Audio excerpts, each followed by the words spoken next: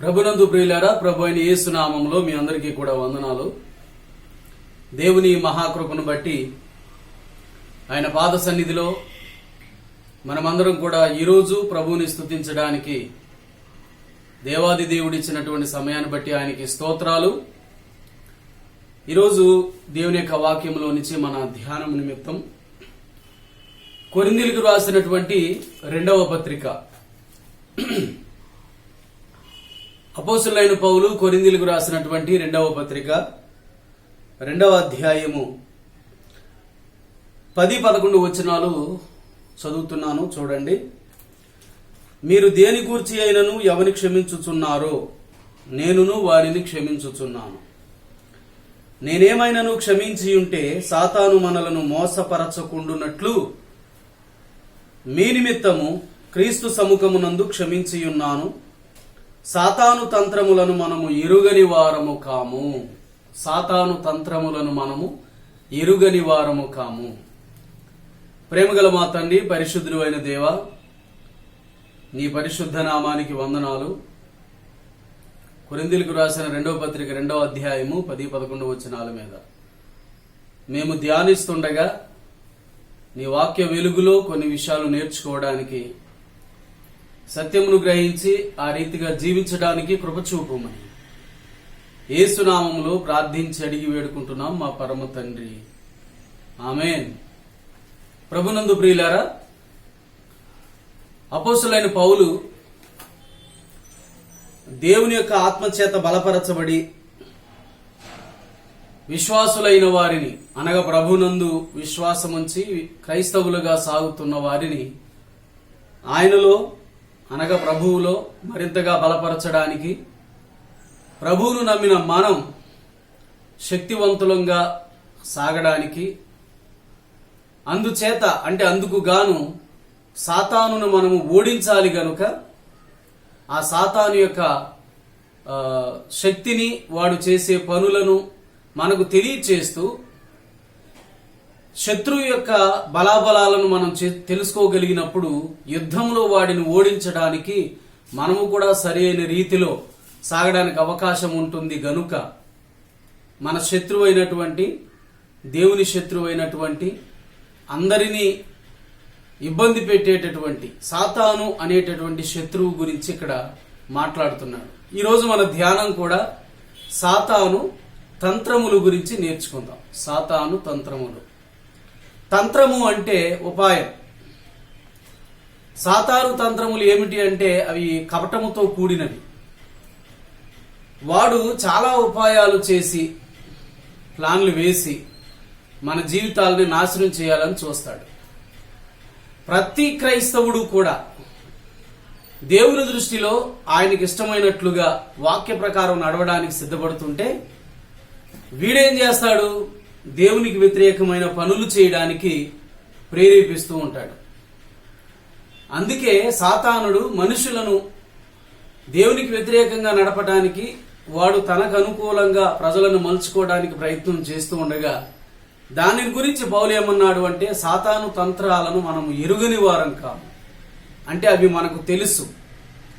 ఆ తంత్రముల చేత వాడు చేసే పనులు విశ్వాసుల పట్ల ఎలా ఉంటాయో కొద్ది నిమిషాలు దేవుని యొక్క వాక్యాన్ని గురించి ఈరోజు మనం నేర్చుకుందాం. అపోస్తలుడైన పౌలు కొరింథీ సంఘానికి ఉత్తరం రాశాడు. మొదటి ఉత్తరము, 2 ఉత్తరాలు, 2 పత్రికలు మనం బైబిల్లో చూస్తాం. వాస్తవానికి 4 పత్రికలు రాసినట్టు, అందులో 2 పత్రికలే మనకు పూర్తిగా వ్రాయబడినటువంటి లేఖనాలు కనబడతాయి. మిగిలిన 2, ఈ 2 పత్రికలు మనం చదువుతున్నప్పుడు ఇందులోనే అతడు వ్రాసి వారికి పంపినట్టు సమాచారం మనకు అందుతుంది, అంటే తెలుస్తుంది. ఈ పత్రికలలో మనకు బైబిల్లో పూర్తిగా వ్రాయబడినటువంటి మొదటి పత్రికలో పౌలు కొరింథీ సంఘం యొక్క చీలికలు, వాటన్నిటి గురించి చెప్పి ఐక్యతగా ప్రభువులో ఉండాలని చెప్పాడు. దేవునికి వ్యతిరేకంగా ఎవరైతే పాపం చేస్తూ సంఘంలో సాగుతున్నారో వాళ్ళందరినీ కూడా జాగ్రత్త పరచండి, వారి విషయంలో మీరు జాగ్రత్తగా ఉండి అవసరమైతే అలాంటి వారిని దూరం పెట్టండి అని చాలా విషయాలు చెప్పాడు. 2వ పత్రికకు వచ్చేటప్పటికి మొదటి పత్రికలో వారిని సరిచేయడానికి వారు తప్పులను చెప్పాడు.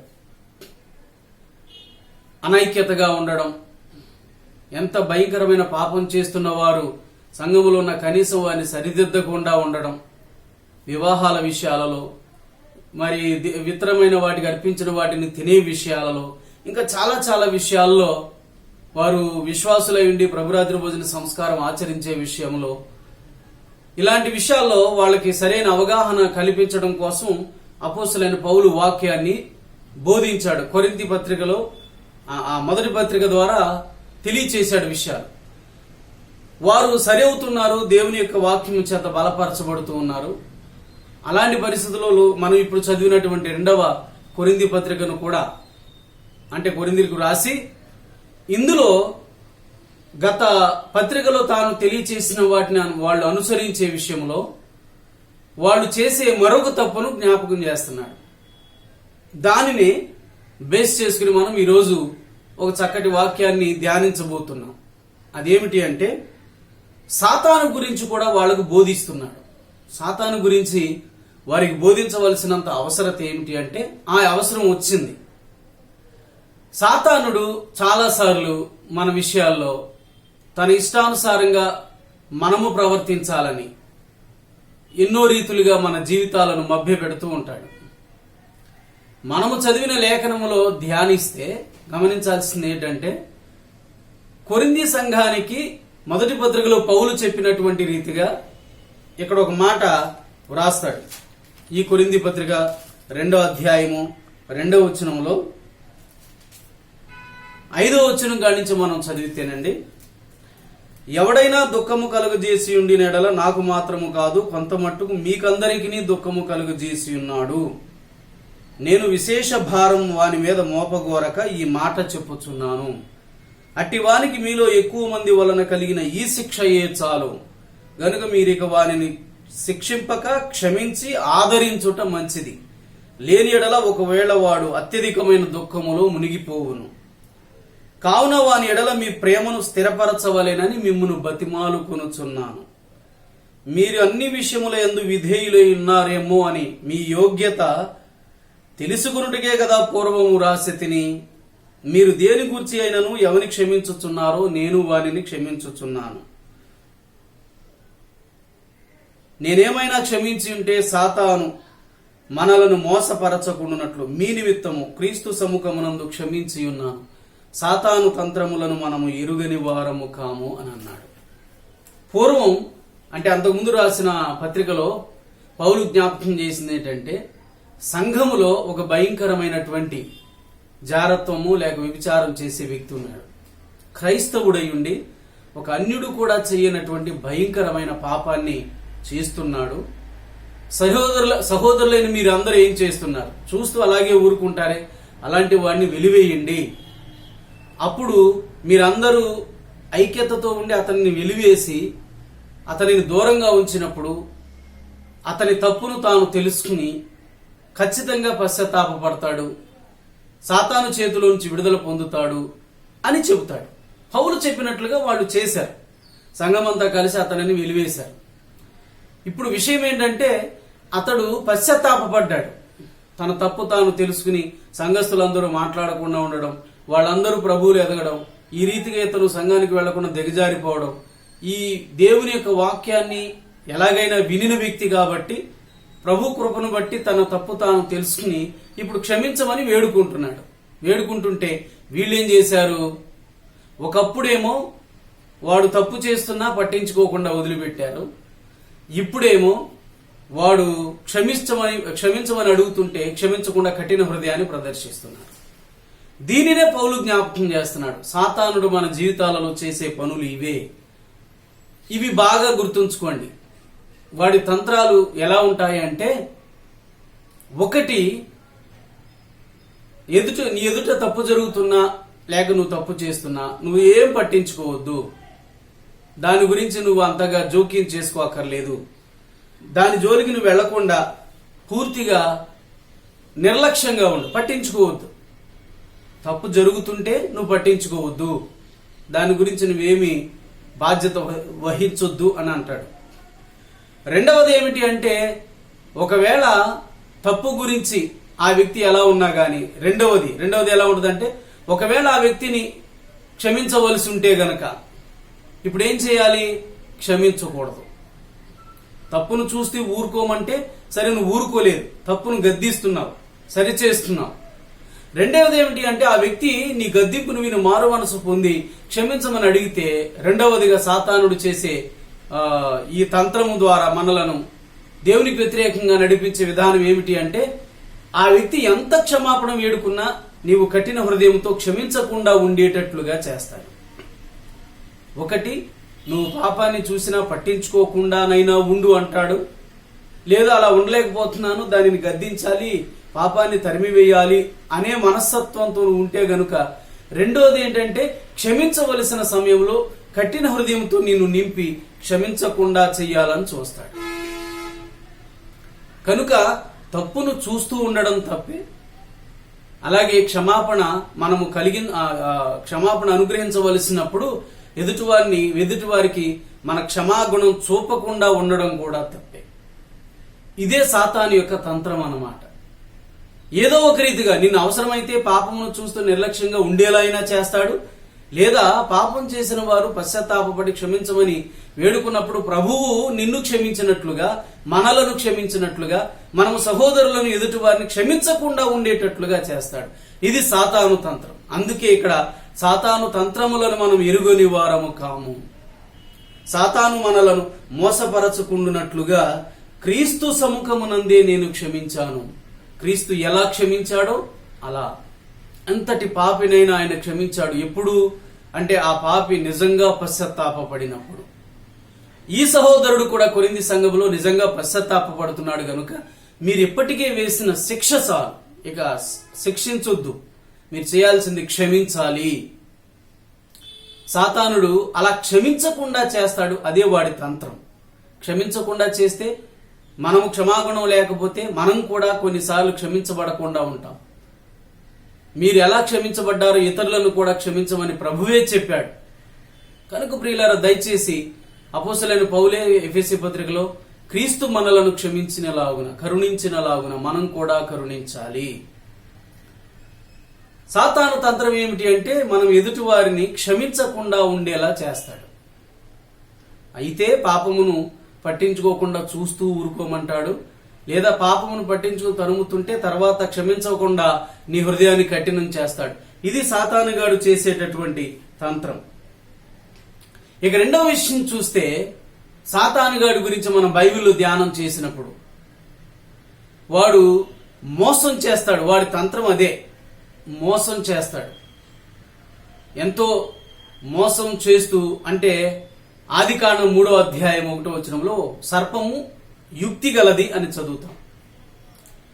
ఈ సర్పమును ఉపయోగించుకున్నటువంటి అపవాది లేక సాతాను ఆదాము అవ్వలను ఏ రీతిగా మోసం చేశాడు చెప్పాలి అంటే, ఇంకా బైబిల్లో యోబు విషయంలో కూడా, దావీదు విషయంలో, దినవృత్తాంతాల గ్రంథంలో దావీదు విషయంలో, మత్తయి సువార్త 4వ అధ్యాయంలో యేసు ప్రభు విషయంలో, అలాగే యేసు ప్రభు శిష్యులో ఒకడైనటువంటి యోధా విషయంలో, ఇలా చెప్పాలి అంటే అనేక మంది విషయాలలో సాతాను తన తంత్రాన్ని, అంటే వాడు తంత్రగొట్టి గనుక కపటముతో కూడినటువంటి తన తంత్రాల ద్వారా వారిని మోసం చేయడానికి ప్రయత్నం చేశాడు.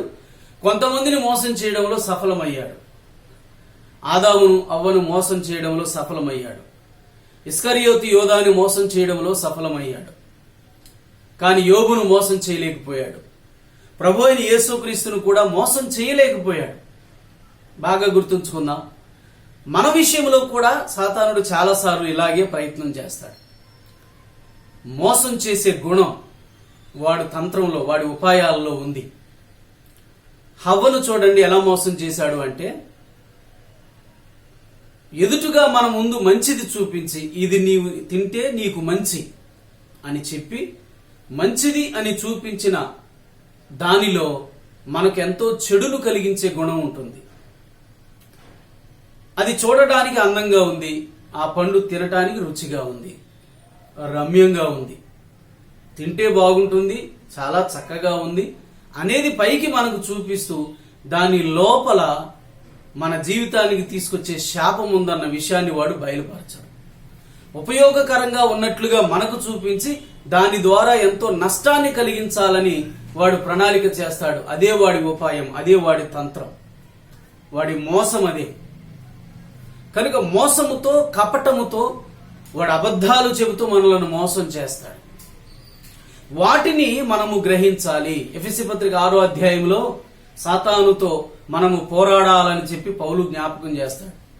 6వ అధ్యాయం 10 నుంచి ఇంకా మనం చాలా వచనాల వరకు 18 వచనాల వరకు చదువుతుంటే, దేవుడిచ్చే సర్వాంగ కవచాన్ని ధరించుకుని సాతానుతో పోరాడాలి. మనం పోరాడేది శరీరులతో కాదు, ఆకాశ మండలమందున దురాత్మల సమూహముతో. ఇప్పుడు వారిలో అధికారులు, నాయకులు వీళ్ళందరూ ఉన్నారు. పోరాడేటప్పుడు వాడు ఎలాంటి వాడంటే తంత్రములు, ఎన్నో తంత్రాలు, ఉపాయాలు పన్ని నిన్ను మోసం చేయాలనుకుంటాడు. అనేక రీతులుగా నిన్ను ఇబ్బందులు పెట్టాలనుకుంటాడు, పెట్టగలడు కూడా. అందుచేత ఎఫెసీ పత్రిక 6వ అధ్యాయంలో పౌలు జ్ఞాపకం చేస్తున్నటువంటి మాట ఏమిటి అంటే, మీరు దేవుని యొక్క కృప చేత బలవంతులు కావాలి. ఎందుకు అని అన్నాడు అంటే, 6వ అధ్యాయం ఎఫెసీ పత్రిక 11వ వచనంలో, మీరు అపవాది తంత్రములను ఎదిరించుటకు శక్తిమంతులగునట్లు దేవుడిచ్చే సర్వాంగ కవచాన్ని ధరించుకోండి. అపవాది తంత్రాలు, వాడు ఎన్నో ఉపాయాలు పని నీ మీద దాడి చేస్తాడు. అది పోరాటానికి సంబంధించింది. ఆ దాడిలో ఆ ఉపాయాలు పన్ని నిన్ను మోసం చేసి నిన్ను భ్రమపరిచి దెబ్బ కొట్టే పనులు వాడు చేస్తాడు. వాడి మోసముతో కూడిన తంత్రాలను ఎదిరించి నువ్వు నిలబడే శక్తి కలిగి పోరాడి వాడిని ఓడించడానికి దేవుడిచ్చే సర్వాంగ కవచాన్ని ధరించుకోమన్నాడు. కనుక ఇక్కడ వాడు ఎన్నో రీతులుగా మోసం చేస్తూ నిన్ను నాశనం చేయడానికి పన్ని ఆ ఉపాయాలున్నాయే, తంత్రాలు, వాటన్నిటిని ఎదిరించి నిలబడే శక్తి నీకు రావాలి. లేకపోతే మోసపోతాం. హవ్వ ఆదాములు మోసపోయినట్లుగా మోసపోతాం. ఇక్కడ మనం గమనించాల్సింది ఏంటంటే, ఏ రీతిగా సాతానుడు మోసం చేయడానికి ఉపాయాలు పనినా వాటికి మనము లోబడకుండా, వాటిని గ్రహించి ఎరిగిన వారంగా వాడి మీద ప్రతిదాడి చేసి వాడి మాయలలో చిక్కుకోకుండా, వాడి అబద్ధాలకు లోనైపోకుండా, వాడి అబద్ధాలను మనము నమ్మి చెయ్యకుండా, దేవుడు తినవద్దన్న పండు సాతాను తినమని చెప్పి నీవు ఈ పండు తిను దినమున దేవుడు అంతటి వ్యక్తివైపోతావు అని అబద్ధం చెబితే ఆ మనిషి నమ్మడం ద్వారా ఆ మాయలో పడి ఆ అబద్ధాన్ని అనుసరించి జీవితాన్ని పతనం చేసుకోవాల్సి వచ్చింది. మానవ జాతి అంతటికి అప్పటి నుండే పతనం ప్రారంభమైంది.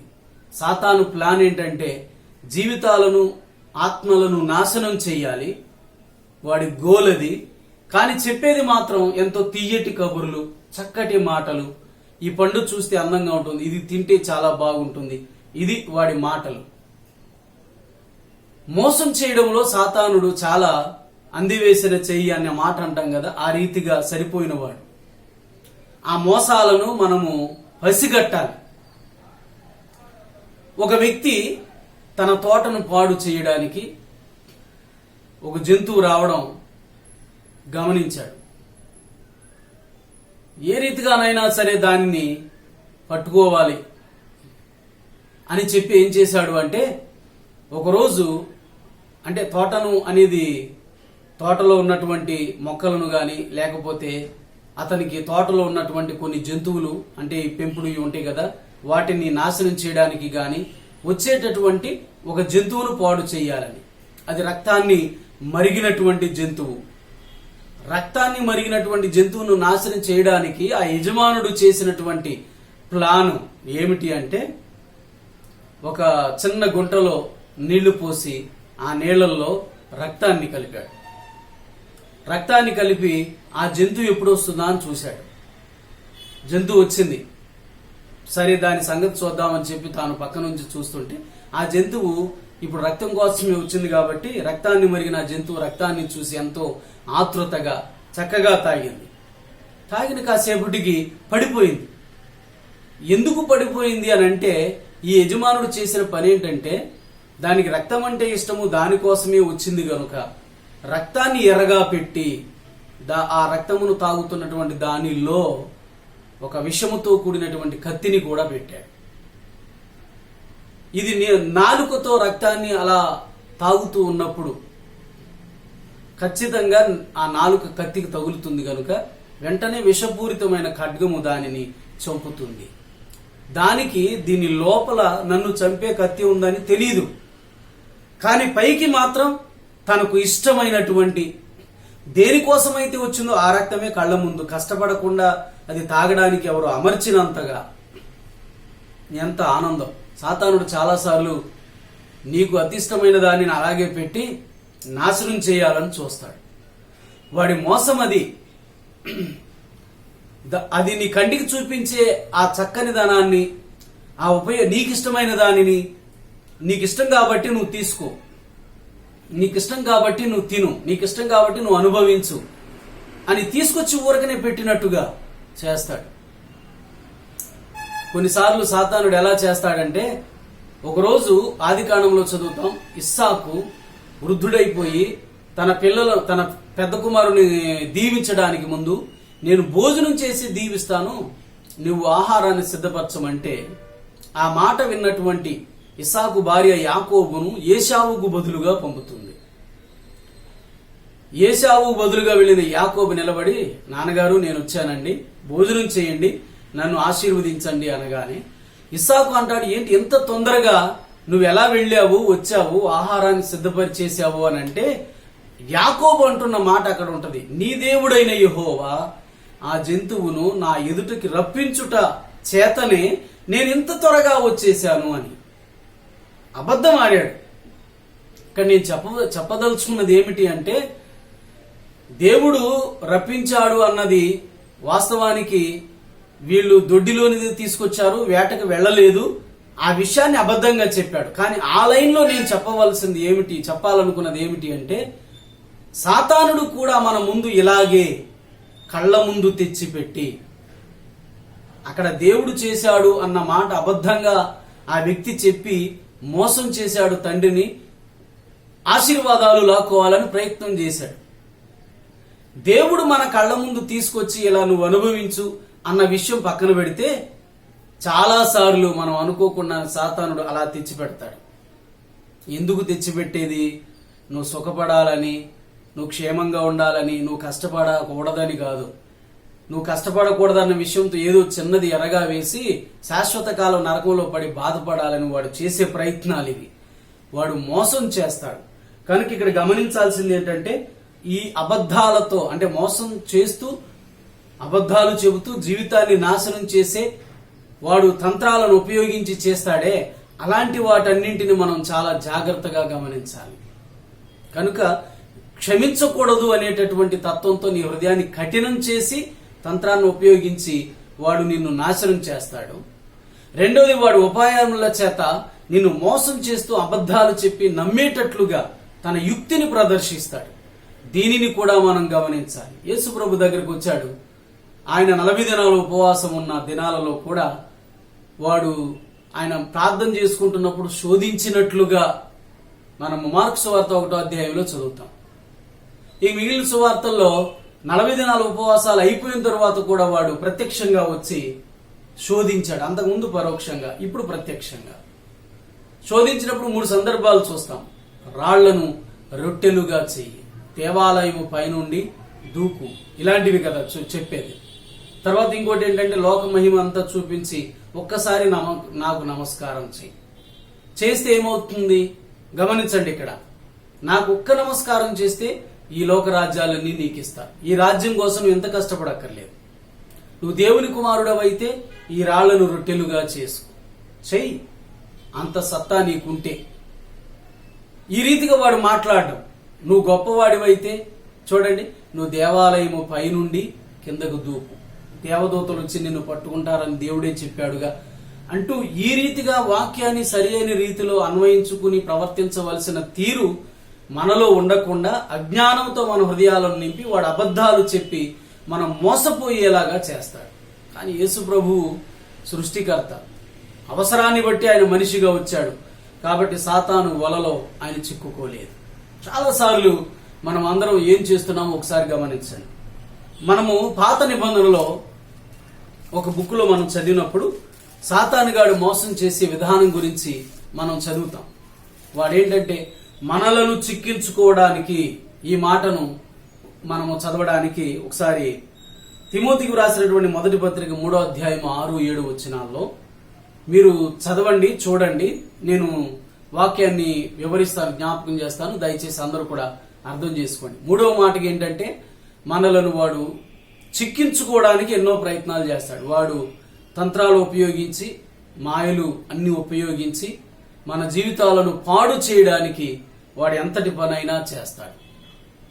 ఏమిటి అని అంటే, మనం చదువుతున్నటువంటి మాటల్లో తిమోతికి రాసినటువంటి మొదటి పత్రిక 3వ అధ్యాయము 6-7 వచనాలలో వాడు మనలను చిక్కించుకోవడానికి ప్రయత్నం చేస్తాడు. ఈ తిమోతితో పౌలు అక్కడ చెప్పిన మాట ఏంటంటే, సంఘంలో పరిచారకులుగా ఉండవలసిన వాళ్ళు, సంఘములో పెద్దగా ఉండవలసిన వాళ్ళు, లేక పరిచారకులుగా ఉండవలసిన వాళ్ళు ఏ రీతిగా ఉండాలి అంటే, ఆ వ్యక్తి క్రొత్తవాడై ఉండకూడదు.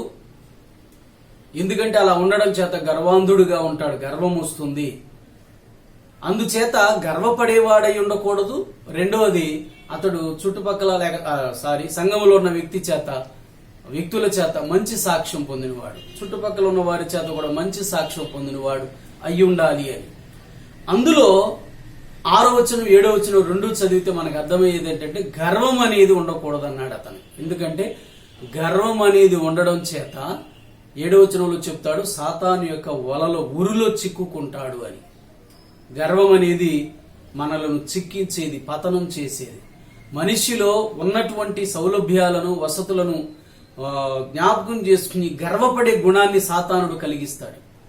మనకున్న విద్యను బట్టి, మనకున్న అందచందాలను బట్టి, మనకున్న కెపాసిటీని, సామర్థ్యాన్ని బట్టి, మనకున్నటువంటి వసతులు, వనరులను బట్టి, మనకున్న వెండి బంగారాలు, ధనమును బట్టి, మనకున్న పేరు ప్రఖ్యాతలను బట్టి, మనం చేయగలిగిన ప్రతి దానిని బట్టి, మనకున్న టాలెంట్స్ని బట్టి ఎంతగానో గర్వపడడం ద్వారా సాతానుడు పూర్తిగా నిన్ను పడగొడతాడు.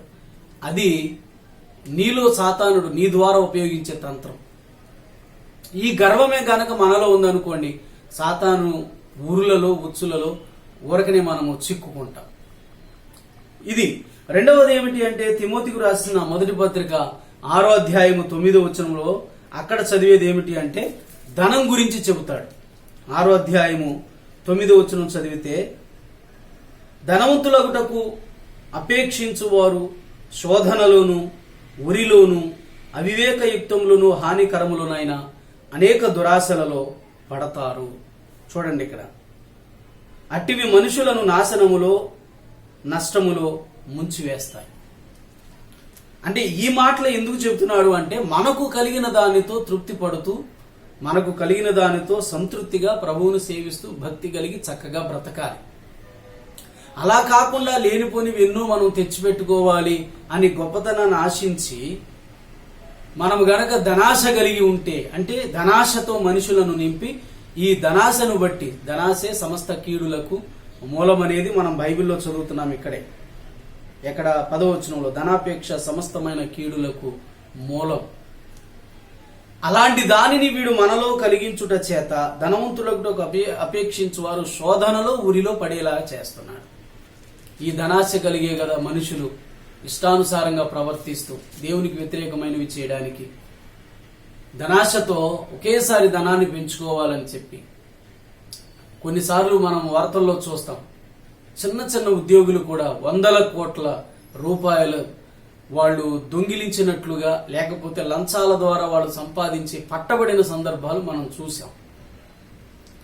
లేకపోతే కొన్ని 100 కోట్లు కాకపోయినా 10ల సంఖ్యలోనైనా కోట్ల రూపాయలు. జీవితం మొత్తంలో వాళ్ళు కష్టపడినా కనీసం వాళ్ళు పట్టబడిన నాటికి ఎంత సంపాదించారో అందులో 10వ వంతు కూడా సంపాదించలేరు. అంత త్వరగా సంపాదించడానికి లంచాల ద్వారా, లేకపోతే మోసాలు చేసి, ఎదుటివారిని పాడు చేసి, ఎదుటివారిని పతనం చేసి, వాళ్ళు ఏమైపోయినా పర్వాలేదు, నేను మాత్రం బాగోవాలి, నేను ఒకేసారి గొప్పవాడినవ్వాలి, అనగా ఎక్కువ డబ్బు సంపాదించాలి, ఎక్కువ ఆస్తులు సంపాదించాలి అని ధనము మీద అపేక్ష కలిగి ఉండడం చేత వారు ఉరులలో, ఉచ్చులలో, వలలో చిక్కుకుని సాతాను మాయలలో పడి పతనమైపోతున్నారు. ఈ మాట మనం దయచేసి గమనిద్దాం. ఈ ధనం అనేది మనిషి జీవితాన్ని నాశనం చేయడానికి సిద్ధపడుతుంది. ధనం ఉండడం తప్పు కాదు, ధనం సంపాదించడం తప్పు కాదు, ధనం కోసం కష్టపడడం తప్పు కాదు. కానీ ధనాశ చేత మన సామర్థ్యానికి మించి ఎన్నో ఒకేసారి తెచ్చేసుకోవాలి అనుకుంటే దానిని బట్టి మనం చాలా చాలా ఇబ్బంది పడవలసి వస్తుంది. కనుక దయచేసి ఈ మాటను గమనిస్తే ధనాశ లేక ధనం అనే విషయం వచ్చినప్పుడు అపోస్తల కార్యాల్లో 5వ అధ్యాయంలో ఎవరు అననీయ సప్పీరాలను మనం చూస్తాం. సంఘంలో మంచి సభ్యులు వాళ్ళు, విశ్వాసులు వాళ్ళు. ఆనాటి సంఘం అంతా సమిష్టిగా ధనవంతులందరూ ఆస్తులు తీసుకొచ్చి అపోస్తలు పాదాల దగ్గర పెడుతుంటే ఈ అపోస్తలు నమ్మకంగా దేవుని పరిచర్యలోను అలాగే పేదలందరికీ ఆహారం లేని వారికి పంచిపెట్టడంలోనూ నమ్మకంగా ఉన్నారు. కొంతమంది తమ ధనాన్ని ఇచ్చినట్లుగా ఆశ కలిగి సమర్పణతో ఇవ్వాలనుకున్నారు ఈ అననీయ సప్పీరాలు. కానీ అక్కడ గమనించండి, సాతానుడు అపవాది వారిలో చేసిన కార్యాన్ని చూడండి. పేతురు దగ్గరకు వచ్చిన తర్వాత అపోస్తల కార్యాల 5వ అధ్యాయంలో వారు ధనం ఇస్తారు. మొదట భర్త వస్తాడు, అననీయ ధనం ఇస్తాడు. పేతురు అడుగుతాడు, ఇంత ధనమే దేవునికి ఇవ్వాలనుకున్నారా అంటే ఇంత ధనమే ఇవ్వాలనుకున్నాం.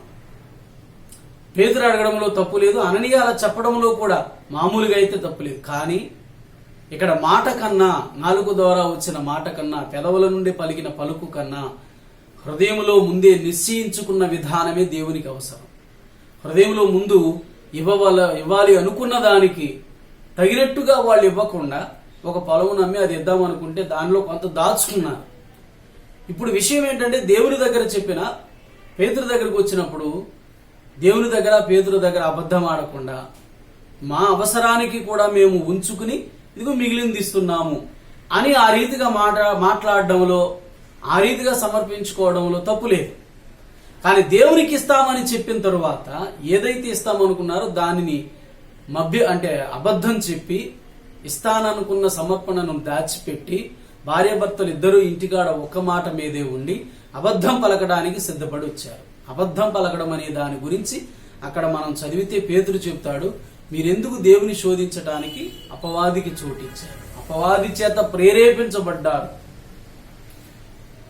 అపవాది చేత ప్రేరేపించబడిన ఆ రుజువు అక్కడ మనకు కనబడుతుంది. వాడు ఏం చేశాడంటే ధనాన్ని ఆశ చూపించి దేవుని ఎదుట వారికి ఉన్న కమిట్మెంట్ను వారు మీరి రాజీ పడిపోయి, లోకం విషయంలో ధనం విషయంలో రాజీ పడిపోయి అబద్ధమాడి పతనం అవడానికి వాళ్ళు సిద్ధపడేలాగా చేశారు. వాడి మాయలు అలా ఉంటాయి. కనుక వాడు ఉపయోగించేది ఏంటంటే మనలను చిక్కించుకోవటానికి ధనాశ, మనలను చిక్కించుకోవటానికి గర్వం, మనలను చిక్కించుకోవటానికి ఇంకా పాపాలు దోషాలు ఉపయోగించి వాడు చిక్కించుకుంటాడు. బాగా గమనించాడు. గర్వం అనేది మనల ద్వారా ఉపయోగించి చిక్కించుకుంటాడు. ధనాశ మనలో పుట్టించి ఈ రీతిగా ప్రవర్తించడం ద్వారా, విపరీతంగా ఇలాంటి కార్యాలు చేయడం ద్వారా చిక్కించుకుంటాడు. మూడవది ఏమిటి అంటే తిమోతికి రాసినటువంటి 2వ పత్రిక 2వ అధ్యాయము 26వ వచనంలో మనం చదివితే అక్కడ అంటాడు, సత్య విషయమైన అనుభవ జ్ఞానం వారికి కలుగుటకై దేవుడు ఒకవేళ ఎదురాడు వారికి మారు మనస్సు దయచేయును. ఎదురాడు వారికి మారు మనస్సు దయచేయును. ఇందుకు సత్యమును గురించినటువంటి అనుభవ జ్ఞానం వారికి కలగడానికి. కనుక అందువలన సాతాను తన ఇష్టము చొప్పున చెరపట్టిన వీరు వాని ఉరిలో నుండి తప్పించుకును మేలుకొందురేమో అని ప్రభు యొక్క దాసుడు అట్టి వారిని సాత్వికముతో శిక్షించుచు జగడమాడక అందరి ఎడల సాధువుగా బోధింప సమర్థుడుగా కీడును సహించువాడుగా ఉండాలి అని అన్నాడు. ఇక్కడ మన లేఖనానికి సంబంధించి ముఖ్యమైన మాట ఏంటంటే సాతాను ఉరిలో నుండి తప్పించుకుని మేలుకునేటట్లుగా గద్దించాలి, ఆ వ్యక్తిని సరిచెయ్యాలి, సహించాలి అతని పట్ల. అయితే సాతాను ఉరిలో ఉన్నాడు. ఎందుకు ఉరిలో ఉన్నాడు? ఆ ఉరిలో నుంచి విడుదల పొందడానికి దేవుడు ఎదురాడు వారికి మారు మనసు దయచేస్తాడని అంటే దాని అర్థం అతడు పాపములో ఉన్నాడు, దోషాలు చేసుకుంటూ పోతున్నాడు. వాడు చేసే పాపాలు దోషాల ద్వారా సాతాను ఉరిలో చిక్కుకున్నాడు. పాత నిబంధన గ్రంథంలో మనం చదువుతాము, ఒక భక్తుడు రాస్తున్న మాట ఏమిటి అంటే సాతానుడు వ్యక్తులను చిక్కించుకోవడానికి వాడు ఉరులు ఒడ్డుతాడు, వలలు వేస్తాడు. దేవునికి వ్యతిరేకంగా చెప్పాలి అంటే ఇక్కడ చూడండి, హబక్కూకు గ్రంథం 1వ అధ్యాయము 14వ వచనంలో ఏలిక లేని చేపలతోనూ రాకు పురుగులతోనూ నీవు నరులను సమానులనుగా చేసితివి.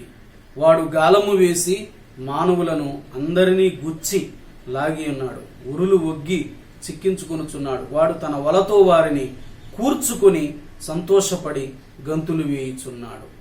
గమనించండి, ఇక్కడ ఉరులు ఒగ్గి చిక్కించుకొనుచున్నాడు. గాలము చేత మానవులను అందరినీ గుచ్చి లాగుతున్నాడు. తన వలతో వారిని కూర్చుకొని సంతోషపడుతున్నాడు. హబక్కూకు గ్రంథం 1వ అధ్యాయము 14-15 వచనాలు మనం చదివితే అంత వివరంగా ఉంది. వాడు సంతోషపడుతున్నాడు. ఇప్పుడు గాలంతో ఒక్కొక్కరిని లాగుతాడు. ఉచ్చులు కొన్ని ఎక్కువ ఉంటాయి, కొంతమందిని వలతో ఎక్కువ మందిని ఏదో ఒక రకంగా సమకూర్చి ఇప్పుడు గంతులు వేస్తున్నాడు. ఎందుకంటే వారిని ఈజీగా మోసం చేశాడు. తన తంత్రాన్ని మాయలు ఉపయోగించి తన ఉపాయాల చేత వారిని బురుడి కొట్టించాడు.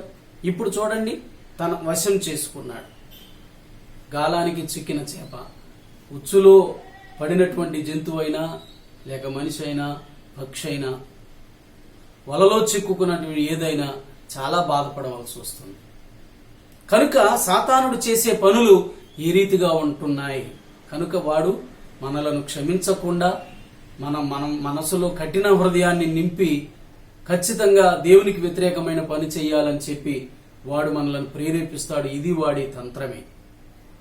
రెండోది ఏంటి అంటే, వాడు మోసాలు చేసి అబద్ధాలు చెప్పి అబద్ధాలు నమ్మేలా చేసి అబద్ధాలను పాటించేలా చేసి దేవునికి సత్యానికి దూరంగా ఎన్నో రీతిలుగా ప్రవర్తించడానికి వాడు మాయలు చేస్తాడు. ఇది కూడా వాడి తంత్రమే.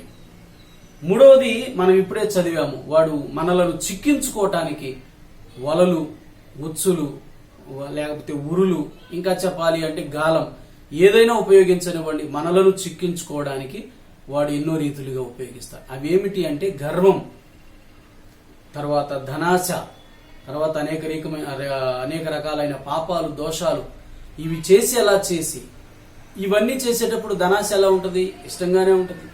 గర్వపడడం ఇష్టంగానే ఉంటుంది. దేవునికి వ్యతిరేకమైన పనులు చేయడానికి ఇష్టంగానే ఉంటాయి. ఈ ఇష్టమైనవి నీకు ఇష్టం అన్నట్లుగా ప్రేరేపించి అవి చేపిస్తూ ఇప్పుడు తన వలలో చిక్కించుకుంటున్నాడు.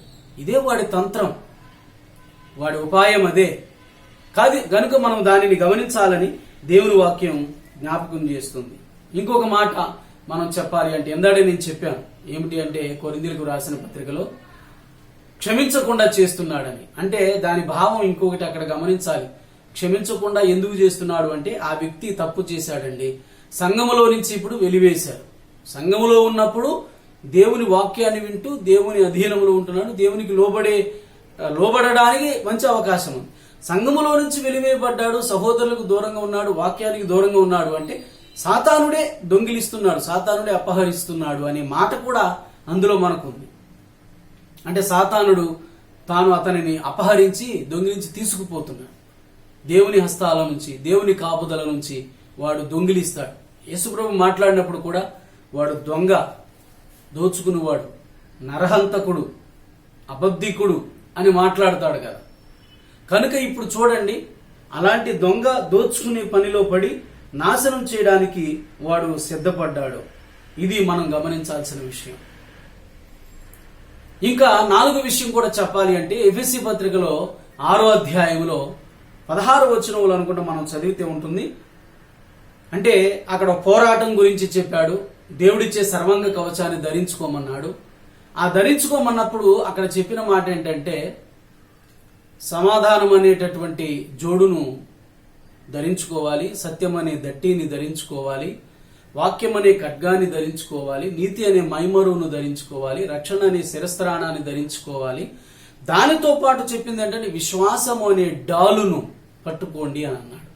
అక్కడ వ్రాయబడిన డాలు, పూర్వకాలంలో వాడినటువంటి డాలు 2 రకాలు. ఒకటి చిన్నగా ఉంటుంది, రెండవది పెద్దది. అది 2.5 అడుగుల వెడల్పు, 4 అడుగుల ఎత్తు, మనిషి అంతటిని కవర్ చేయడానికి ఉపయోగపడే డాల్, అది కేడెం. ఇప్పుడు దానిని ఉపయోగించాలి ఎందుకు అని అంటే, శత్రువు వాడి ఇంకొక ఉపాయం ఏంటంటే, మనిషి మీద అగ్ని బాణాలు ఉపయోగించి గాయపరచాలని లేదా తగలబెట్టాలని వాడు చూస్తున్నాడు. పూర్తిగా అంతమొందించాలి. శత్రువులు పూర్వం జరిగిన యుద్ధంలో ఈ అగ్ని బాణాలు అనేవి సర్వసాధారణం, అత్యంత కీలకమైనవి కూడా. ఎందుకంటే ఎదుటి మనుషులను నాశనం చేయడానికి, ఎదుటి మనుషుల యొక్క పరిస్థితులు, గుడారాలన్నింటినీ కూడా తగలబెట్టడానికి, అన్నింటికీ అగ్ని అనేది నాశనం చేయడానికి ఉపయోగపడుతుంది కదా. ఈ అగ్ని బాణాలతో గాయపరచడం, అగ్ని బాణాలతో తగలబెట్టడం, పూర్తిగా నాశనం చేయడం అనేది జరుగుతుంది. ఇప్పుడు సాతానుడు కూడా అది చేస్తాడని చెప్తున్నాడు పౌలు ఇక్కడ. వాని అగ్ని బాణాలను మీరు ఆర్పవచ్చును అంటే, మన కంటికి కనిపించని, శరీరులు కానటువంటి ఆత్మరూపులుగా ఉన్న ఈ దురాత్మల సమూహం మన మీద దాడి చేసేటప్పుడు మనల్ని నాశనం చేయడానికి ఈ శత్రువులాగానే వాళ్ళు కూడా అగ్ని బాణాలు ఉపయోగించి మనలను గాయపరుస్తారు, బాధపరుస్తారు, నాశనం చేయాలని చూస్తారు. ఇప్పుడు సాతానుడు ఉపయోగించే అగ్ని బాణాలు, సహజంగా అగ్ని అనేది బైబిల్లో మనం శ్రమలకు గుర్తుగా చూసాం. అంటే ఎన్నో పోలికలు ఉన్నాయి అగ్నికి. అందులో ఒకటి శ్రమలు, శోధనలు. ఇవి అగ్నితో పేతురు జ్ఞాపకం చేస్తాడు అగ్ని వంటి మహాశ్రమలు అని. 1 పేతురు పత్రిక 1:6-7 అవసరాన్ని బట్టి శ్రమలు అవసరం. నానా రకములైన శోధనలను మీరు అనుభవిస్తున్నారు, అవసరాన్ని బట్టి శ్రమలను అనుభవిస్తున్నారు. అవసరాన్ని బట్టి పొందవలసినటువంటి ఈ శ్రమలు, ఈ శోధనలు మనం అనుభవించవలసి వచ్చినప్పుడు సాతానుడు ఇలాంటి సందర్భాలనే వాడుకుని మనల్ని పూర్తిగా పతనం చేయాలని చూస్తాడు. ఈ శోధన, ఈ కష్టము, ఈ శ్రమ, వీటినే ఉపయోగించి మనలను పూర్తిగా నాశనం చేయాలనేది సాతాను యొక్క ఆలోచన. ఈ శ్రమలనే, ఈ బాణాలు అంటే ఈ అగ్ని లాంటి బాణాలు ఉపయోగించి మనము కృంగిపోయేలా చేస్తాడు. అందుకే బైబిల్ చెప్తుంది, శ్రమ దినమున నీవు కృంగితే చేతకాని వాడవు. అలా కృంగిపోకుండా, అంటే శ్రమ నిన్ను పూర్తిగా గాయపరచకుండా, శ్రమ నిన్ను కృంగదీయకుండా ఉండాలి అంటే శ్రమను జయించే వ్యక్తివిగా ఉండాలి. ఆ శ్రమ అనేది నిన్ను బాగు చేయడానికి వచ్చిన ఆ శ్రమను, కష్టాన్నే సాతానుడు కూడా ఉపయోగించి నిన్ను పూర్తిగా పతనం చేస్తాడు. కానీ దేవుడు ఆ శ్రమను, కష్టాన్ని ఉపయోగించి నిన్ను సరిచేస్తాడు. దేవుడు చేసే విధానానికి, సాతాను చేసే విధానానికి చాలా తేడా ఉంది.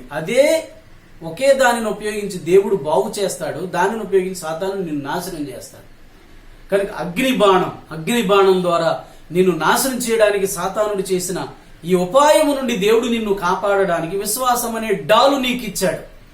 కనుక గమనించాలి అందరూ కూడా, వాడు ఉపాయం ఏంటి అంటే ఈ శ్రమలు, ఈ శోధనలు ఏవి నిన్ను బాగు చేయడానికి వస్తున్నాయో వాటి ద్వారానే నిన్ను పతనం చెయ్యాలని వాడు ప్లాన్ చేస్తున్నాడు. నిన్ను గాయపరుస్తాడు. యోబును చూడండి, ఎంతో దేవునియందు భయభక్తులు కలిగిన వాడు, దేవునికి లోబడేవాడు. కానీ దేవుని మీదే నేరము మోపే అంత స్థాయికి యోబును చెయ్యాలి అంటే, ఇంకా చెప్పాలి అంటే యోబు దేవుని ద్వేషించాలి. దేవుని ముఖము మీదే యోబు తిట్టాలి.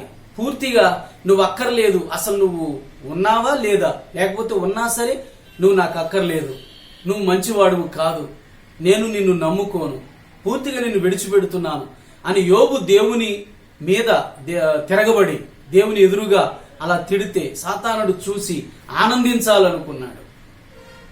యోబు తనకు కలిగిన విపరీతమైన శ్రమను బట్టి, దేవా నీతో నేను వాదించాలి, ఎందుకు నా నీతిని బట్టి నన్ను కాపాడకుండా ఇలా శిక్షించావు అని కాసంత వాదులాడిన మాట నిజమే గాని దేవుని మాత్రం విడిచిపెట్టలేదు. దేవుని అందరి భయభక్తులు మాత్రం తప్పిపోలేదు. దేవుని నమ్మడం అనేది మానుకోలేదు. దేవునికి ప్రార్థించడం అనేది మానుకోలేదు. గమనించండి, వాడు శిరస్సు నుండి శిరపాదం వరకు సాతానును బాధ పెట్టాడు. సాతాను యోబును బాధ పెట్టాడు. శిరస్సు నుండి శిరపాదం వరకు బాధాకరమైన కురుపులతో నింపి ఎంతగానో వేధించాడు. అది సాతానుగాడు పని, సాతాను ఉపాయము, వాడి తంత్రం అది. దానిని బట్టి అంటే ఆ బాధ చేత యోబును వశం చేసుకుందాం అనుకున్నాడు, దేవునిలో నుండి తప్పించుదాం అనుకున్నాడు. కానీ వాడి వల్ల కాలేదు. చాలాసార్లు మనల్ని కూడా ఇలాగే బాధపరుచుతాడు. బాధపరిచే సందర్భాలు ఎన్నో వస్తాయి. కానీ మనం చేయాల్సింది ఏంటంటే, ఇలాంటి వాటన్నింటిలో కూడా మనము వాడు వేసే అగ్ని బాణాల ద్వారా లేక ఆ శోధనలు, శ్రమలు, కష్టాల ద్వారా మనలను పతనం చేయాలి, నాశనం చేయాలని చూస్తున్నటువంటి సాతాను తంత్రాలను ఎదిరించి నిలబడి అంత శక్తితో వాడిని ఓడించాలి అంటే మనం దేవుడిచ్చే సర్వాంగ కవచాన్ని ధరించుకోవాలి. అందులో ఈ అగ్నిబాణాలను ఆర్పే సాధనం ఏంటంటే విశ్వాసం అనే డాలు. ఈ శ్రమలు, శోధనలు, కష్టాలు ఒకటి తర్వాత ఒకటి ఎన్నో వస్తాయి. ఆర్థికపరమైన కష్టాలు, లేకపోతే ఇంకా ఏవో కష్టాలు ఏదైనా అయ్యి ఉండొచ్చు. అవి జీవితాన్ని పతనం చేస్తున్నాయి అన్న రీతిలో అసలు వీటిని తట్టుకోలేక చచ్చిపోయేవారు కొద్దిమంది ఉన్నారు. వీటిని తట్టుకోలేక కృంగిపోయేవారు ఎంతో మంది ఉన్నారు. ఇలాంటి వారందరికీ దేవుని వాక్యం చెప్పేది ఏంటంటే ఈ కష్టము నిన్ను బాగు చేయాలే గాని ఈ కష్టము నిన్ను పతనం చేయకూడదు. అంటే నువ్వు కృంగిపోవద్దు. సాతానుడు నిన్ను గాయపరచాలని చూస్తున్నాడు, కానీ ఆ అగ్ని బాణాల నుండి నువ్వు తప్పించుకోవాలి. వాడి ఉపాయాలకు ఎదురు నిలబడి నువ్వు ఖచ్చితంగా ఎత్తుకు పై ఎత్తు వేసినట్టుగా ముందుకు సాగాలి అంటే ఇక్కడ చేయాల్సిన పని సాతాను అగ్ని బాణాలను ఆర్పగలిగిన విశ్వాసాన్ని, దేవుని మీద నమ్మకాన్ని, విశ్వాసాన్ని నువ్వు కలిగి ఉంటే చాలు. ఖచ్చితంగా వాడు అగ్ని బాణాలను మనము ఆర్పి వాడు గాయపరచకుండా మనల్ని మనం కాపాడుకోవడానికి అవకాశం ఉంటుంది. ఇంకొక ముఖ్యమైన మాట ఏంటంటే లూకాసు వార్తలో యేసు ప్రభువు చెప్పినటువంటి ఒక మాట 22వ అధ్యాయం 31వ వచనం.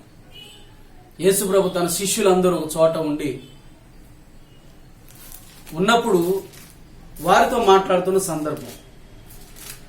అక్కడ జరిగిన విషయాన్ని మనం గమనిస్తేనండి 22వ అధ్యాయము 31వ వచనంలో, సీమోను సీమోను, ఇదిగో సాతాను మిమ్మును పట్టి గోధుమల వలె జల్లించుటకు మిమ్మును కోరుకొనెను గాని నీ నమ్మిక తప్పిపోకుండానట్లు నేను నీ కొరకు వేడుకొంటిని అని అన్నాడు. సాతానుడు ఆయన యందు విశ్వాసం ఉంచిన వారిని, ఆయన పని చేస్తున్న వారిని, ఆయన మీద ఆధారపడే వారిని, ప్రతి వారిని గోధుమలులాగా జల్లించి వారిని తొలగించాలి, ప్రభువులో నుంచి తొలగించాలి, ప్రభువు నుంచి తప్పించాలి, వారు జారిపోయేలాగా చేయాలి, పడిపోయేలాగా చేయాలని వాడు చేస్తాడు.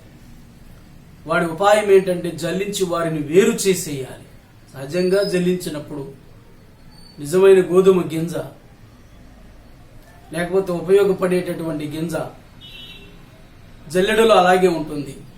ఉపయోగము కానివన్నీ రద్దంతా కూడా కింద వెళ్ళిపోతుంది. ఒకవేళ తూర్పు ఆరబట్టినప్పుడు అంటే ఒడ్డు పోత పోసినప్పుడు లేదా సేమ్ గోధుమలు కూడా గట్టి గింజ, నిజమైన గోధుమ గింజ రాశి మీద పడుతుంది. మిగిలిన చెత్త అంతా కూడా, పొల్లు కాయ అంతా కూడా దూరంగా వెళ్ళిపోతుంది. గాలి ద్వారా వేరు చేయాలన్నా, జల్లెడ పట్టి వేరు చేయాలి అన్నా మంచి గింజ అనేది ఎప్పుడు ఉపయోగకరమైనదే. ఇక్కడ గమనించాల్సింది ఏంటంటే, కానీ సాతానుడు వాడి తంత్రాలు, ఉపాయాలు ఉపయోగించి నిన్ను మోసం చేసి సాతాను దేవుని నుండి నిన్ను తప్పించాలి, తొలగించాలి, దూరం చేయాలని చూస్తున్నాడు. అక్కడ శిష్యులందరితో ఎందుకు ఆ మాట చెప్పవలసి వచ్చింది అంటే యేసు ప్రభువును నమ్ముకుని ఆయనలో సాగవలసినటువంటి ఈ బిడ్డలందరూ, అంటే ఈ శిష్యులందరూ మనలో ఎవరు గొప్ప అనే ఆలోచనలోనికి వచ్చారు. ఇప్పుడు నీవు గొప్ప, నేను గొప్ప, ఎవరు గొప్ప అనే దానికి వచ్చేటప్పుడు ఎవరికి వారమే గొప్పగా ఎంచుకోవలసిన పరిస్థితిలో వాళ్ళు ఉన్నారు. అప్పుడు ప్రభువు ఇలాంటి వాటిని ఉపయోగించే సాతానుడు వీళ్ళని పడగొట్టడానికి సిద్ధపడుతున్నాడు. రెండోది, సీమోను పేతురుతో దేవుడు చెప్పడానికి కారణం భవిష్యత్తులో దేవుని పట్ల అతడు చేయబోయే పని ఒకటి ఉంది, అంటే చేయబోతున్న పని ఒకటి ఉంది కనుక అది ఎరిగిన ప్రభువు ముందే చెప్పాడు, నిన్ను జల్లెడలో సాతాను జల్లించాలని కోరాడు. అలా చేస్తే నువ్వు తొలగిపోతావని. కానీ నేను నీ నిమిత్తం వేడుకున్నాను. ఎందుకు? నీ విశ్వాసము, నీ నమ్మిక తప్పిపోకుండానట్లు. అంటే వాడు జల్లించడం అంటే గమనించండి, మనలను విశ్వాసము నుండి తప్పించాలని. ఇక్కడ గమనించండి, విశ్వాసము నుండి మనలను తప్పించాలి, దేవుని ప్రేమలో నుండి మనలను తప్పించాలి, పరిశుద్ధతలో నుండి మనలను తప్పించాలి, ఆత్మీయ జీవితంలో ఉండకుండా మనలను తప్పించాలి, దేవుని వాక్యమును చదవడము, అనుసరించడం, ప్రార్థించడంలో నుంచి మనలను తప్పించాలి. విశ్వాసముగా ఆయన ఎదుట జీవించడంలో ఒక క్రైస్తవునిగా, ఒక విశ్వాసిగా, ఒక దేవుని పని చేసే వ్యక్తివిగా నువ్వు మంచి నమ్మకత్వం కలిగి ఈ గృహ నిర్వాహకత్వములో, ఈ కార్యాలు, దేవుని పనులు చేయడంలో నమ్మకత్వం కలిగి బ్రతకడానికి దేవుడు కోరుతుంటే ఆ నమ్మకత్వంలో నుండి నిన్ను తప్పించాలి. ఇంకా దేవునికి చేసుకున్న సమర్పణ, కమిట్మెంట్ ఏదైతే ఉందో ఆ నిబంధనను అనుసరించి ఆ సమర్పణతో చక్కగా కొనసాగడానికి నువ్వు సిద్ధపడవలసి ఉండగా ఆ బలమైన సమర్పణ నుంచి తప్పించాలి అని ప్రభువు కోసం ఎంతో చక్కగా ఎదురు చూడాలి. ఇప్పటి నుండి దేవుని శక్తి చేత నడిపించబడి దేవుని కోసం వాడబడాలి. సాతానును ఓడించాలి. దేవుని కోసం ఎన్నో కార్యాలు చేయాలి. నీవే శక్తివంతంగా ఎదగాలి. ఇవన్నీ చేయాలి గనుక ఇవన్నీ చేయకుండా వాటన్నింటి నుండి తప్పించాలి. ఇది సాతానుడు పని. కనుక నీ దేవుని ఎదుట ఉండవలసిన ఈ మంచి మంచి లక్షణాలన్నీ, ప్రేమ కలిగి ఉండడం, ప్రార్థించడం, పరిశుద్ధత కలిగి ఉండడం, విశ్వాసం కలిగి ఉండడం, నమ్మకత్వం కలిగి ఉండడం, సమర్పణతో బ్రతకడం, దేవుని కోసం ఎదురు చూడడం, దేవుని కోసం ఇక్కడ బలంగా వాడబడ్డం, ఇవన్నింటిలో నుంచి తప్పించాలని వాడు ప్రయత్నం చేస్తున్నాడు. కనుక ఇక్కడ గమనించాల్సింది ఏంటంటే మనలను తప్పించడానికి, తొలగించడానికి, దిగజారిపోయేలా చేయడానికి, జల్లించాలని వారు కోరుకుంటున్నాడు అని ప్రభువు చెప్పాడే. ఆ మాటను బట్టి వాడు ఉపాయమును ఆ రీతిగా ఉపయోగించి మనలను తప్పించాలని చూస్తున్నాడు. విశ్వాసం తొలగిందంటే నువ్వు తప్పిపోయినట్టే. పరిశుద్ధత తొలగిందంటే నువ్వు తప్పిపోయినట్టే. సమర్పణ తొలగిందంటే నువ్వు తప్పిపోయినట్లే. నమ్మకత్వం పోయిందంటే ఇది తప్పిపోయినట్లే. కనుక మనం ఎంత జాగ్రత్తగా బ్రతకాలి? ప్రభు మీద ఆధారపడితే ఇవన్నీ చక్కగా చేసేయగలం. కానీ సాతానుడు వాటన్నింటి నుండి తప్పించడానికి చూస్తున్నాడు. ఇది మాత్రం మనం ప్రియ విశ్వాసులారా గమనించాలి. ఏదో బైబిల్ పట్టుకున్నాము, ప్రార్థన చేసుకుంటున్నాము, వెళ్ళిపోతున్నాము అనేది వద్దు. మన దైనందిన జీవితంలో అనుదినం మనము పోషణ కోసం చేసుకునే పని, కుటుంబ భద్రత కోసం చేసే పని, ఎదుటివారి సహాయం కోసం చేసే పని అన్నీ చేయడంతో పాటు వ్యక్తిగతంగా నీ అంతటా నీవు ప్రభువుల్లో ఏ రీతిగా ఎదుగుతున్నావు, ఎలా ఉన్నావు అన్నది కూడా నువ్వు పరిశీలించుకోవాలి. భక్తి భావం అనేది లేకుండా, పరిశుద్ధత అనేది లేకుండా, ప్రభువు కోసం జీవించడంలో నమ్మకత్వం అనేది లేకుండా, విశ్వాసం దేవుని మీద లేకుండా, ఇవన్నీ ఏమీ లేకుండా నువ్వు భక్తిపరుడుగా జీవిస్తున్నానని చెప్పుకోవడం ద్వారా లాభం ఏంటి? ఇక్కడ ఇలాంటి సందర్భం వచ్చింది కాబట్టి ఇంకోటి కూడా మీకు జ్ఞాపకం చేస్తాను. అదేమిటి అంటే మత్తయి సువార్త 13వ అధ్యాయము 25వ వచనంలో యేసు ప్రభు 13వ అధ్యాయం మత్తయి సువార్తలో చాలా ఉపమానాల గురించి చెప్పాడు. చెప్పినప్పుడు అందులో మత్తయి సువార్త 13వ అధ్యాయము 24వ వచనం కానించి అనుకుంటాను, గురుగులు గోధుమలు గురించినటువంటి ఉపమానం గురించి చెప్తాడు. గురుగులు గోధుమలు. శత్రువు వచ్చి, యజమానుడు వచ్చి గోధుమలు విత్తి వెళితే వాళ్ళు నిద్రపోయినప్పుడు శత్రువు వచ్చి గురుగులను కూడా విత్తి వెళ్ళాడు. ఇప్పుడు ఆ రెండు ఎదుగుతున్నాయి. ఎదిగిన తర్వాత చూస్తే దాసులు వచ్చి అన్నారు, గోధుమలతో పాటు గురుగులు కూడా పెరిగిపోతున్నాయి. అరే, ఇప్పుడు గోధుమతో పాటు గురుగులు పెరిగితే లాభమేముంది? ఆ గురుగులను లాగేయమంటారా గురువు గారు? యజమానుడా అంటే యజమానుడు అంటాడు, గురుగులతో పాటుగా గోధుమలను కూడా లాగే ప్రమాదం ఉంది కనుక ఇప్పుడు వద్దు. ఆ రెండింటిని కలిసి పెరగను. రెండు ఫలించిన తరువాత అప్పుడు వాటిని వేరు చేసే కాలం ఒకటి వస్తుంది అని. కానీ ఇందులో మనం నేర్చుకోవాల్సింది ఏమిటి అంటే, క్రైస్తవులుగా చెప్పబడుతున్నటువంటి వారి అందరిలో గోధుమ అనేది ఆహారానికి ఉపయోగపడేది. గురుగు అనేది అది పిచ్చి గోధుమ అన్నమాట. గ్రీక్లో జిజియాన్ అనే ఒక వర్డ్ ఉంటుంది. అదేమిటి అంటే గోధుమలాగా కనబడుతుంది. కాడ, మొక్క, కాడ, ఆకు అన్ని దాని నుంచి వచ్చేటటువంటి ఆ గింజ, అంటే గోధుమ గింజ కాయడానికి వచ్చేది ఉంటుంది కదా, అంతా కూడా గోధుమలాగానే ఉంటది. మొక్క గాని, కాడ గాని, ఆకు గాని అన్ని ఫలించే అంత వరకు కూడా అది ఉపయోగమా నిరుపయోగమా అనేది తెలియదు కదా. ఫలించిన తరువాత గోధుమ ఆహారానికి ఉపయోగపడుతుంది, గురువు అది కాల్చివేయడానికి ఉపయోగపడుతుంది. సాతానుడు, శత్రువు మన జీవితాలలో అలాగే. క్రైస్తవులము అనబడినటువంటి ఈ సమాజంలో క్రైస్తవులుగా నటించేటట్లు, క్రైస్తవులుగా వేషధారణ కలిగి ఉండేటట్లు, క్రైస్తవులుగా చెప్పుకుని బ్రతికేటట్లు, క్రైస్తవులుగా మసులుకునేటట్లుగా చేస్తాడు. కానీ వీరిలో ఇంతకు ముందే మనం ధ్యానం చేసినట్లు పరిశుద్ధత గాని, లేకపోతే విశ్వాసం గాని, ఒక నమ్మకత్వము గాని, దేవుని కోసం చేసే పని విషయంలో సమర్పణతో ఉండడం గాని, ప్రభువు కోసం ఎదురు చూడడంలో నిరీక్షణగా నీవేమీ ఉండవు. వీళ్ళకి పరలోక నిరీక్షణ లేదు, అసలు భూ సంబంధమైన దాని గురించి వెతుకులాట. కానీ క్రైస్తవులమని చెప్పుకుంటారు, ప్రభు పట్ల ఆసక్తి అని చెప్పుకుంటారు. వారి ఆసక్తి అంతా ప్రభువు మీద కాదు, ప్రభువుతో గడపటం కోసం కాదు, ప్రభు ఇచ్చే ఈ లోకానుసారమైనవి, ప్రభు ఇచ్చే సుఖ సంతోషాల కోసమే. క్రైస్తవుడైన వాడి గురించి ధ్యానం చేస్తే మన పితరులు అబ్రహాము, ఇస్సాకు, యాకోబులు పరలోక సంబంధమైన దానికోసం ఎదురు చూచి ఈ భూలోకములో యాత్రికులము, పరదేశులము అని బ్రతికారు. వాళ్లే మన మాదిరి. ప్రభువు కూడా పరలోకం విడిచిపెట్టి భూలోకానికి వచ్చింది భూమి మీద ఉన్న నిన్ను నరకానికి వెళ్లకుండా పరలోకానికి మరలా తీసుకువెళ్ళడానికి అన్న విషయాన్ని గుర్తుపెట్టుకోండి. కానీ ఈ లోకంలో సాతానుడు ఏంటి, ప్రభువేమో నీ కోసం ప్రాణం పెట్టి ఈ భూమిని విడిచిపెట్టి పరలోకం వెళ్లాలని ప్రాణం పెడితే, సాతానుడు ఏం చేస్తున్నాడు, ప్రాణము పెట్టి అంత పని చేయలేదు గాని నీ ప్రాణం తీయటానికి వాడు పూనుకొని ఇక్కడ వాడు నిన్ను మభ్యపెట్టి నువ్వు క్రైస్తవుడు లాగా ఉండు చాలు, నిజమైన క్రైస్తత్వం నీకేం అంత సిన్సియారిటీ ఏం అక్కర్లేదు, నీకు నువ్వు అంత కష్టపడిపోని అవసరం లేదు, ఆ ముసుగు వేసుకో చాలు. సాతానుడికి ఉన్న లక్షణం అది. అనేక మందిని మోసం చేయడానికి సాతానుడు స్వయంగా తానే వెలుగుదూత వేషం వేసుకుంటాడని పౌలు జ్ఞాపకం చేస్తాడు. సాతానే వెలుగుదూత వేషం వేసుకున్నప్పుడు సాతాను సేవకులు మంచి దైవ సేవకులుగా వేషం వేయడంలో, మోసం చేయడంలో ఆశ్చర్యమేముంది అని చెప్తాడు.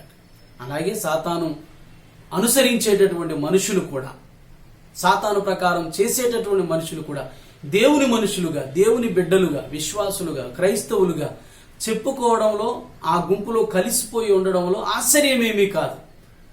కానీ ఇక్కడ ఏంటంటే మనం పరిశీలించుకోవాలి. నీవు కూడా సాతాను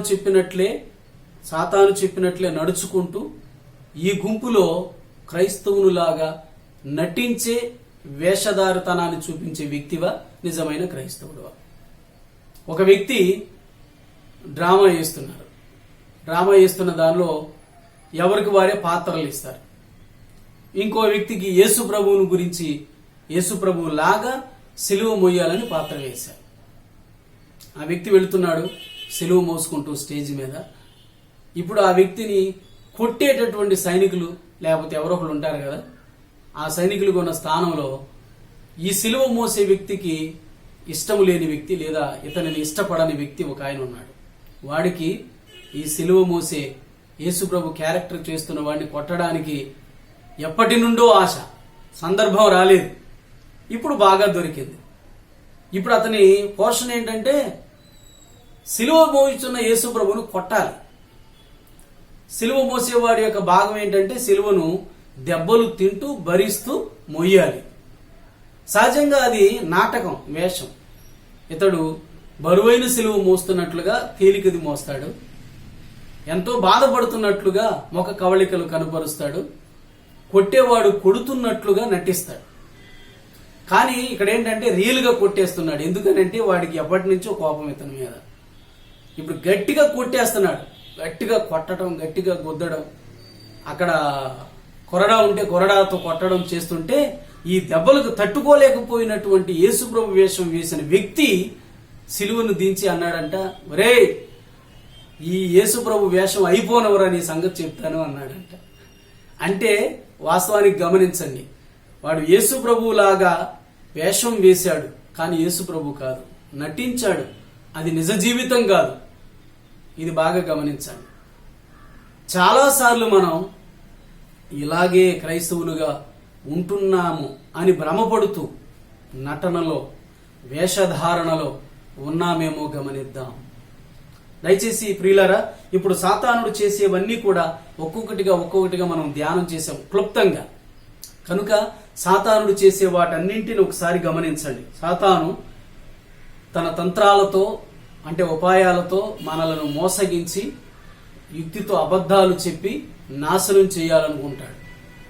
రెండవది, సాతాను మన జీవితంలో బాగా గమనించండి, ఎదుటివారిని క్షమించకుండా చేస్తాడు. ఎందుకంటే మనము క్షమించని వ్యక్తి కృంగిపోతాడు, సంఘానికి దూరం అయిపోతాడు, దేవుని ప్రేమకు దూరం అయిపోతాడు.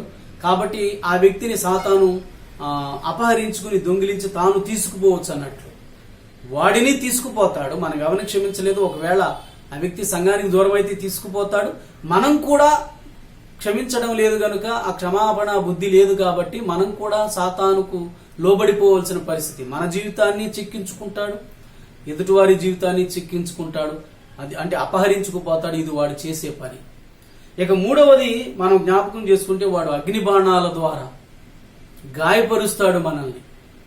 వాడు ఎంతగానో గాయపరిచి మనలను నాశనం చేయాలనుకుంటాడు. ఇది వాడి తంత్రం. ఇక నాలుగవదిగా గమనిస్తేనండి, వాడు మనలను అంటే చిక్కించుకోవడానికి వాళ్ళు చేసేది ఏంటంటే ఉరులు, ఉచ్చులు, ఒడ్డుతాడు, వలలు విసురుతాడు, లేకపోతే గాలాలు వేస్తాడు. ఇవన్నిటి ద్వారా వాడి గురులలో మనలను చిక్కించుకుని పూర్తిగా వాడు ఆనందిస్తాడు. అందుకే మనము హబక్కు గ్రంథములో చదివినట్లుగా గాలములతో గుచ్చి లాగుతున్నాడు, ఉరులు ఉచ్చులు ఒగ్గి పట్టి మనలను, లేకపోతే వలలు వేసి సమకూర్చి మన విషయంలో వాడు సంతోషిస్తున్నాడు. ఇది వాడు చేసే పనిని మనం చదువుతున్నాం ఇక్కడ. తర్వాత విషయంకి వస్తే, వాడు మనల్ని ప్రభువు నుంచి తొలగించడానికి జల్లించాలని అనుకుంటున్నాడు. విశ్వాసము, పరిశుద్ధత అన్నిటి నుండి తప్పించాలని చెప్పి. చివరిగా దేవుని సంఘములో క్రైస్తవులుగా ఉండవలసిన మనం, విశ్వాసులుగా ఉండవలసిన మనం నిజ జీవితంలో అలా బ్రతకకుండా నటించి వేషధారణతో బ్రతికేలాగా కూడా వాడు చేసి, మనకేదో నటించు చాలు. నిజ క్రైస్తవ జీవితం అంటే ఎంతో కష్టం. అది మామూలు విషయమా? ఆషామాషి కాదు. ఎందుకు నీకు అంత తాపత్రయం? నేనున్నాను కదా. చాలా మంది దేవుని దగ్గరికి రప్పించేది సాతాను ఏ రీతిగా అంటే, డబ్బు కోసం, ఎండి బంగారాల కోసం, ఇంటిలోని అన్ని సమకూర్చుకోవడం కోసం, పిల్లలు ఎంతో బాగుండాలి, అది కూడా భూ సంబంధమైనదే. ఎఫెసీ పత్రిక 1:3 యేసు ప్రభువు మనందరికీ పరలోక సంబంధమైన, అంటే పరలోక విషయంలో ఆత్మ సంబంధమైన ప్రతి ఆశీర్వాదం ఇచ్చాడు అని చెబుతుంటే, ఎవరూ దొంగిలించలేని, ఎప్పటికీ తొలగిపోలేని, ఎంతో వాడబారని శ్రేష్టమైన స్వాస్థ్యమైన ఆ పరలోక ఆత్మ ఆశీర్వాదాలు చక్కగా దేవుడిస్తుంటే, వాటిని విడిచిపెట్టి ఇప్పుడుండి రేపు మన నుంచి దూరం అయిపోయి, లేదా దాని నుండి మనము దూరం అయిపోయి ఈ లోక సంబంధమైన ఆశీర్వాదాల కోసమే మనము తాపత్రయపడేలాగా సాతానుడు చేస్తాడు. ఇది వాడి ఉపాయం, వాడి తంత్రం. కనుక గమనించండి, మనము వాడి ఊరులలో, ఉచ్చులలో చిక్కిపోయి నాశనము కాకుండా, ఒకవేళ క్రైస్తవునిగా, విశ్వాసిగా నువ్వు చెప్పుకుంటే అలాగే నిజంగా ఉండాలి, కానీ నటించే జీవితంలో ఉండకుండా జాగ్రత్త పడాలని ప్రభు పేరట మీ అందరికీ తెలియజేస్తూ, చివరి మాట ఏంటంటే, వాడు తంత్రగొట్టి వాడి తంత్రములను మనం ఎరుగని వారం కాము. కాబట్టి ఇప్పుడు వాడి తంత్రాలను తెలుసుకున్న మనము వాటిని ఎదిరించి నిలబడి వాటిలో చిక్కుకోకుండా వాడిని ఓడించడానికి పోరాడాలి అంటే ఒక్కటే ఒక మార్గం. ఎఫెసీ పత్రిక 6:10 నుంచి పౌలు చెప్పినట్లుగా దేవుడిచ్చే సర్వాంగ కవచాన్ని మనం ధరించుకోవటమే ఒక మార్గం, శ్రేష్టమైన మార్గం. ఇంకా చెప్పాలంటే అంతిమ మార్గం అదే. ఇప్పుడు దేవుడిచ్చే సర్వాంగ కవచం ధరించడం అంటే ఏంటి? ఆయన నమ్ముకోవటం, ఆయన మీద ఆధారపడడం, ఆయన దగ్గర ప్రార్థన చేయడం, ఆయన వాక్యాన్ని చదవడం, ఆయన ఇచ్చే సత్యాన్ని ధరించుకుని సత్యంగా, అబద్ధం ఆడకుండా సత్యంగా మాట్లాడడం, సమాధానంతో బ్రతకటం, ఇవన్నీ చెప్పాడు కదా. విశ్వాసంతో బ్రతకటం, ఇవి చేయడం ద్వారా, అంటే ఈ రీతిగా మనం బ్రతకడం ద్వారా విశ్వాసం అనేది అగ్ని బాణాల నుంచి కాపాడుతుంది. విశ్వాసం అనేది నీతి అనే మైమరుగిస్తుంది. విశ్వాసం అనేది దేవుని నుంచి సమాధానం అనుగ్రహిస్తుంది. ఇవన్నీ మనం బైబిల్లో చదువుతాం. కనుక ఈ సత్యము, ఈ నీతి, ఈ రక్షణ, ఈ వాక్య ఖడ్గము, ఈ ప్రార్థనా జీవితము, ఇంకా అంటే తర్వాత వచ్చిన వాళ్ళు చదువుతాం ప్రార్థనా జీవితము, ఇవన్నీ మనకు చాలా ఇంపార్టెంట్. ఇవే సాతాను తంత్రాల నుంచి నిన్ను కాపాడే గొప్ప కవచం. కాబట్టి జాగ్రత్తగా చేస్తూ సాతాను తంత్రములను ఎరుగని వారంగా, మాయలలో పడిపోకుండా ఎరిగిన వారంగా, మనము ఇప్పుడు ఎరిగినటువంటి మనం వాడి మాయలలో చిక్కుకోకుండా నిలబడి ధైర్యంగా పోరాడి వాడిని ఓడించే యోధులం అవడానికి దేవుడిచ్చే సర్వాంగ కవచం సంపాదించుకుని దానిని ఉపయోగిస్తూ వాడి ఎదుట పోరాడే యోధులంగా వాడిని ఓడించి మనం జయంతో ముందుకు సాగుదాం. దేవాది దేవుడు ఈ మాటలు దీవించి ఆశీర్వదించునుగాక. ఆమేన్. ప్రార్థన చేద్దాం. ప్రేమగల మా తండ్రి, పరిశుద్ధుడు అయిన దేవా, నీ పరిశుద్ధ నామానికి వందనాలు. ఈరోజు నీ వాక్యం ద్వారా ధ్యానించినట్లుగా మా జీవితాలను మీకోసం చక్కగా సిద్ధపరుచుకుని సాతాను తంత్రములు ఉపయోగించి ఉపాయాలతో వాడు మమ్మలను పతనం చేయాలి అనుకున్న వాటిని ఎరిగిన వ్యక్తులముగా వాడు ఎన్ని తంత్రాలతో ఏ రీతిగా నాశనం చేస్తున్నా వాటన్నింటి నుండి జయము పొందడానికి సిద్ధపడే క్రైస్తవులుగా మమ్మల్ని సిద్ధపరచండి. వాడి తంత్రాలు ఏమిటో తెలుసుకున్నాము, ఏ రీతిగా మోసం చేస్తాడో తెలుసుకున్నాము. ఇప్పుడు తెలుసుకున్న మేము నీ వాక్య ఆధారంతో, విశ్వాసముతో, నీ అందరి భయభక్తులతో వాటన్నిటిని జయించే క్రైస్తవ జీవితం అనుగ్రహించండి. అలాగే నేను వెంబడిస్తున్న ప్రతి బిడ్డను, విశ్వాసులను మీరు జ్ఞాపకం చేసుకోండి. వారు నేను వెంబడిస్తున్నప్పుడు అనేక కష్టాలు, శోధనలు, ఇబ్బందులు వీటిని ఆధారం చేసుకుని సాతానుడు కృంగ చేస్తున్నాడు. కానీ నీ శక్తితో బిడ్డలను నింపండి. అది ఏ కష్టమైనా ఏ ఇబ్బంది అయినా సరే మీరు తొలగించండి. బలహీనులను స్వస్థపరచండి. ఆర్థికపరమైన ఇబ్బందులు ఉన్న వారికి తగిన సహాయం దయచేసి విడిపించండి. ఇంకా కోర్టు సమస్యలతో ఉన్న బిడ్డలకు విడుదల మీరు సమకూర్చండి. అనేక రీతులుగా కృంగిపోతున్న వారికి మనోధైర్యాన్ని కలిగించి మీరు వారి జీవితంలో గొప్ప నెమ్మదిని మీరు ప్రసాదించండి. ఏ విషయంలోనైనా చదువుతున్న బిడ్డలకు గాని, యవనస్తులుగా ఉన్న బిడ్డలకు గాని, ఉద్యోగ, వ్యాపార, వ్యవసాయము రంగాలలో చేతి వృత్తుల మీద ఆధారపడుతున్న బిడ్డలకు గాని అన్నింటికీ మీరే తోడుండండి. ఈ భూ సంబంధంగా వారి విధులను చక్కగా నమ్మకంగా నిర్వర్తించడంలో ముందుకు సాగేటట్లుగా మీ ఆత్మ సహాయం అనుగ్రహించండి. అలాగే దేవునిందు భయభక్తులు కలిగి విశ్వాసముతో, పరిశుద్ధతతో నీలో ముందుకు సాగేటట్లుగా బిడ్డలను బలపరచండి ప్రభువా. సాతాను శక్తుల నుండి విడిపించండి. సాతాను కబంధ హస్తాల నుంచి విడిపించండి. ఎప్పటికీ వాడికి దాసులు కాకుండా, వాడికి లోబడకుండా నీకు లోబడే వారంగా మమ్మలను బలపరిచి మీరే మహిమ తెచ్చుకోండి. మా ప్రార్థనలు మీరు అంగీకరించి కృప చూపినందుకై స్తోత్రం చెల్లిస్తూ యేసునామం పేరట ప్రార్థించి అడిగి వేడుకుంటున్నాం మా పరమ తండ్రి, ఆమెన్. ప్రియులారా, అందరికీ వందనాలు. దేవుడు మిమ్మలను దీవించునుగాక.